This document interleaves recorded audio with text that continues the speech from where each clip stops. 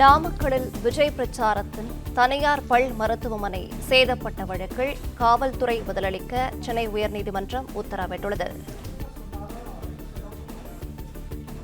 கூடுதல் விவரங்களை செய்தியாளர் ஆனந்த் வழங்கிட கேட்கலாம். ஆனந்த், வணக்கம். விவரங்களை சொல்லலாம்.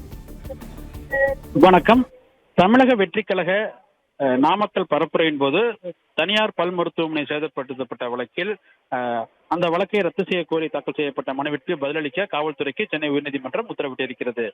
நாமக்கல் மாவட்டத்தில் தமிழக வெற்றி கழகத்தின் தலைவர் விஜய் கடந்த செப்டம்பர் மாதம் 27ஆம் தேதி பரப்புரை மேற்கொண்டார். அந்த பரப்புரையின் கூட்டத்தின் அருகே இருந்த பல் மருத்துவமனை தமிழக வெற்றி கழகத்தினரால் சேதப்படுத்தப்பட்டது.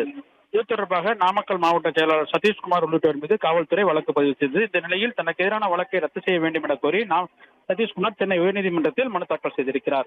அந்த மனுவில் சம்பவத்திற்கும் தமக்கும் தொடர்பில்லாத நிலையில் மாவட்ட செயலர் என்ற அடிப்படையில் தமக்கு எதிராக வழக்கு பதிவு செய்யப்பட்டிருப்பதாகவும், இதனிடையே இந்த விவகாரத்தில் மருத்துவமனை நிர்வாகத்திடம் நடத்திய பேச்சுவார்த்தையில் இந்த விவகாரத்தை சுமூகமாக முடித்துக் கொள்வதென உடன்பாடு ஏற்படுத்தியிருப்பதாகவும் தெரிவித்தார். மேலும் சேதம் ஏற்படுத்தப்பட்டதற்கான இழப்பீட்டை மருத்துவமனை நிர்வாகத்திடம் வழங்கியிருப்பதாகவும் அவர் தன்னுடைய மனுவில் கூறியிருக்கிறார்.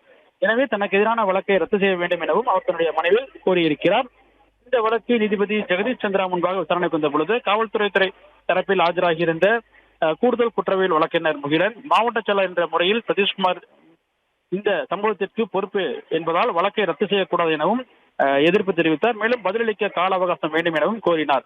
இதனையடுத்து காவல்துறை தரப்பில் பதிலளிக்க உத்தரவிட்ட நீதிபதி வழக்கை நவம்பர் 5ஆம் தேதிக்கு தள்ளி வைத்தார். அதுவரை காவல்துறை இந்த வழக்கில் இறுதி அறிக்கை தாக்கல் செய்யக்கூடாது எனவும் உத்தரவிட்டிருக்கின்றார். பிளே ஸ்டோர் மற்றும் ஆப் ஸ்டோரில் இருந்து பாலிமர் செயலியை QR கோடு மூலம் பதிவிறக்கம் செய்யுங்கள். செய்திகளை உடனுக்குடன் பெறுங்கள்.